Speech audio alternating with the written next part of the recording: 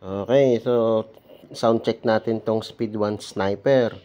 So Speed 1 Sniper hub, tapos naka Speed 1 Commander rim, tapos naka Sapim spoke, yung racing spoke by Speed 1 din. And then itong frame natin, si Kinesis TI 180. Pero ito yung kakaiba guys, dahil medyo manipis yung pagkakagawa dito, kasi nga lightweight siya, mas nag-e-echo yung tunog ni Speed 1, ni Sniper. Siguro ganun din sa mga MTP, mga Mountain Peak Everest na din, parang ganito, manipis yung aluminum.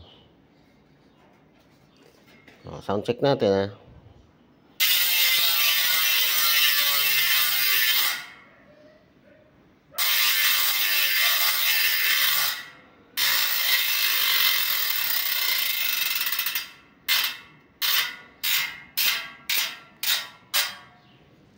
Yun.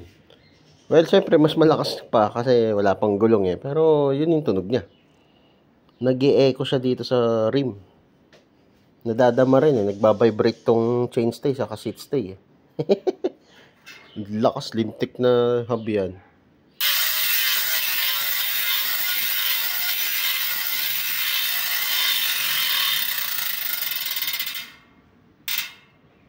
Wala na, bulabog na kapitbahay.